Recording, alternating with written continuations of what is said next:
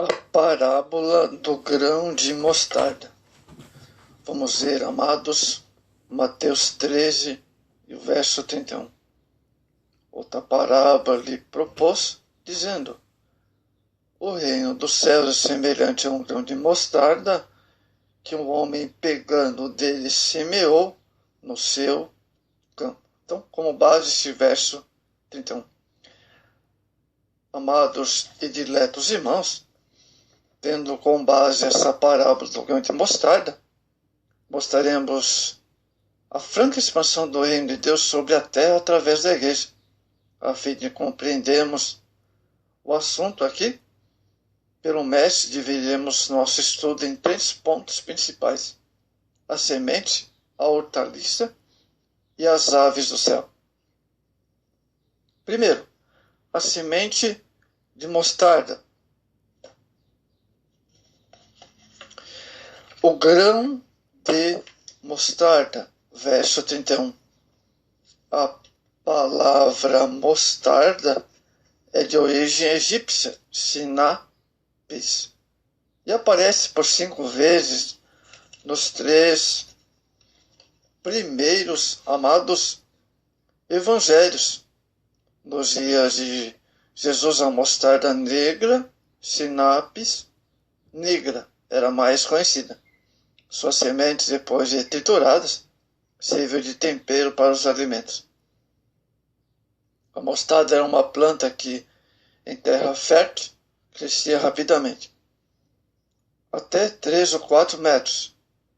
Em seus ramos aninhavam-se as aves do céu. Bom, a lição dos contrastes. Amados, ao propor esta parábola, Jesus usa um artifício literário a fim de ressaltar o contraste apresentado por esta hortaliça. O grão de mostarda é menor das sementes, ao crescer é maior das hortaliças, verso 32. Considerando tal fato, amados, Jesus queria que seus discípulos entendessem que mesmo uma semente tão pequena é capaz de produzir um grande resultado. A operação divina é elemento que promove o crescimento do reino de Deus. A semelhança do grão de mostarda é o reino de Deus. Surge do nada para demonstrar plenitude do poder divino. Isso equivale a dizer que a igreja, como um grão de mostarda, surpreendeu o mundo com sua mensagem e com seu poder irresistível no Espírito Santo. No começo, seu desenvolvimento foi vagaroso por causa das dificuldades a serem vencidas no primeiro século, tanto que, em relação aos inimigos do reino, quanto à negligência dos lavradores. Mas, como nos diz as palavras, o grão de mostarda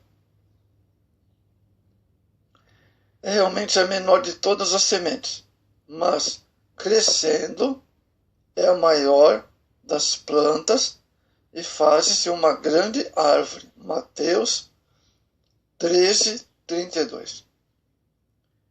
Vamos ver o poder misterioso da fé.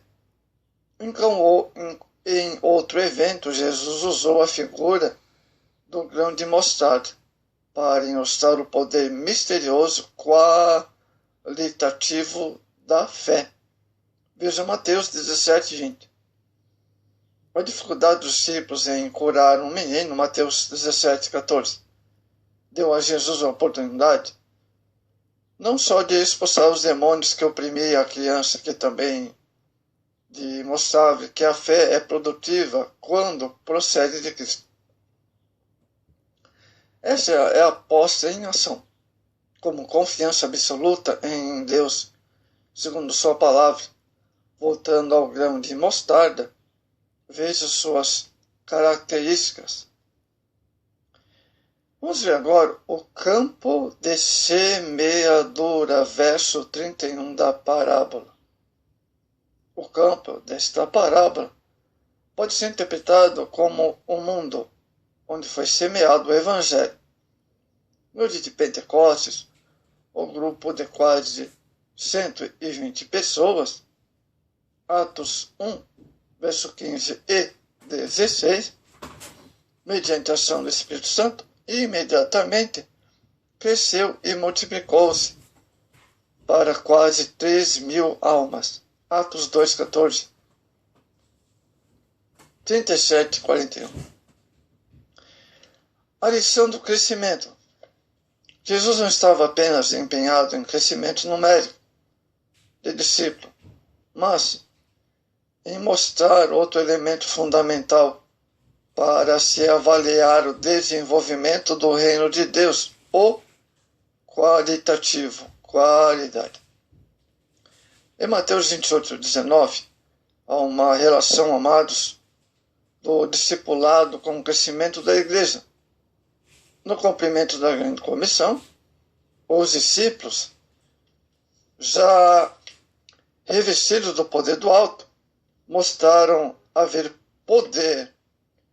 aprendido, melhor dizendo, as lições da parábola do grão de mostarda. Vamos ver a respeito da grande árvore, verso 32 de Mateus 13. Vamos ver então, primeiro, a forma de crescimento. Muito bem, amados. O crescimento de uma árvore, amados, é lenta, progressiva. O de uma hortaliça.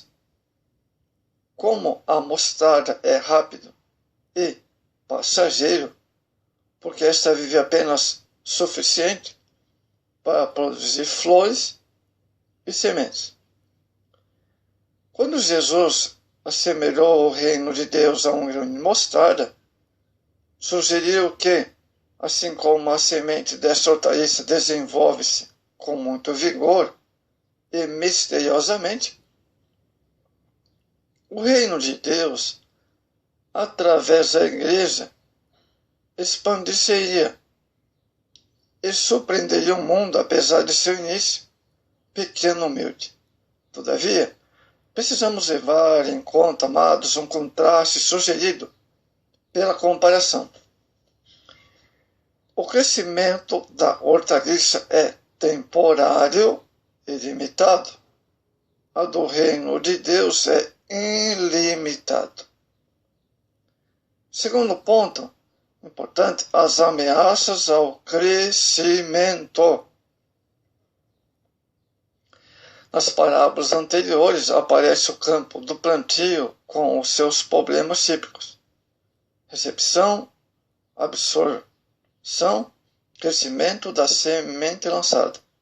Cada problema devia ser encarado com diligência pelo agricultor, pois a Bíblia, conforme diz, o que planta e o que rega são um, mas cada um receberá o seu galardão segundo o seu trabalho. 1 Coríntios 3:8, amados. Em sentido geral, a igreja é o grão de mostarda, semeado que desenvolve-se e tornou-se uma grande árvore. Amados, nessa parábola, o campo é o sistema de ação demoníaca comandado pelo diabo, pois sabemos que somos de Deus e que todo o mundo está no maligno. Carta de 1 João 5:19. Como somos igreja, deparando-nos com muitos oponentes nesse mundo ao Evangelho, como a carne, o mundo, o diabo, o pecado, os quais combinam de criar todas as dificuldades possíveis ao desenvolvimento do reino de Deus. Não podemos esquecer-nos de que o campo de boas sementes, o campo de boas sementes. Mas o inimigo semeia o joio. Muito bem, vamos ver o que significa a grande árvore, verso 32.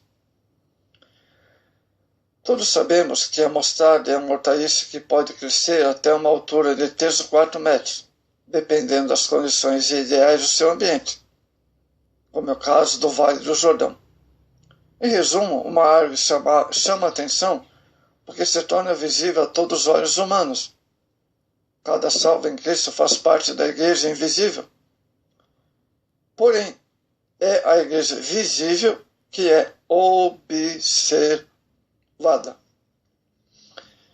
Vamos ver na parábola as aves do céu, verso 32, capítulo 13 de Mateus, continuando. O texto sagrado diz: mas, crescendo é maior das plantas, faz uma árvore, de sorte que vêm as aves do céu e se aninham nos seus ramos.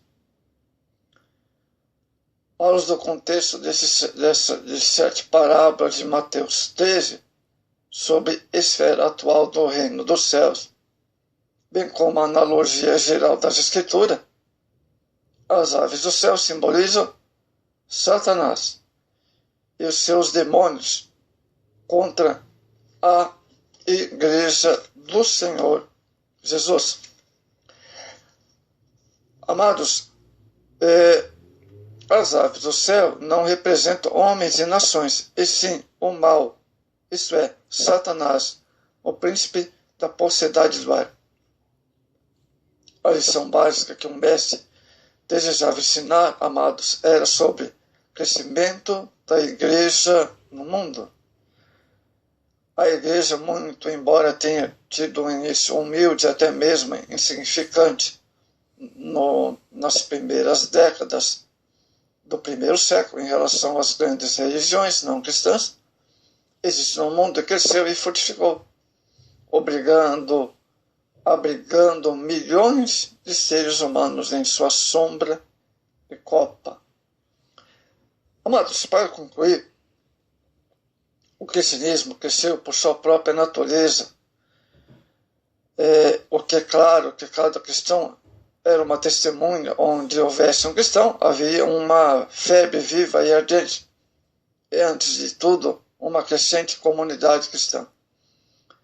Deveria ser reconhecido, no entanto, que havia também trabalhadores em tempo integral, como Paulo e seus auxiliares, e que as igrejas mantinham esses obreiros financeiramente. Essa abordagem básica de uma equipe missionária organizada foi assim assimilada dos fariseus. Mateus 26:15. A natureza missionária inerente à igreja, combinada aos avanços estratégicos de obreiros em tempo integral, conduziu ao crescimento de os seus 3 primeiros séculos. A igreja dos 3 primeiros séculos esperava que o cristianismo retornasse ainda enquanto seus membros estivessem vivos. Enfatizava também a religião prática, proclamava agressivamente Cristo. Junto com a validação dos milagres, essa proclamação foi validada pelo amor e pela santidade pessoal de seus componentes. Aqueles que esperavam cansados, fraqueza moral, atraídos por elevados padrões morais e cristãos. Tanto fontes simpáticas quanto adversas ao cristianismo atestam esse é o sucesso da igreja no período imediatamente subsequente aos apóstolos. Então houve ali um grande avanço do cristianismo nos 3 primeiros séculos, de modo maravilhoso e extraordinário. Ali um grande avivamento na igreja nos 3 primeiros séculos. Amados e diletos irmãos, para concluir aqui também, a igreja é o reino de Deus em fraca expansão sobre a terra, conforme o Senhor Jesus nos revela na parábola do grão de mostarda.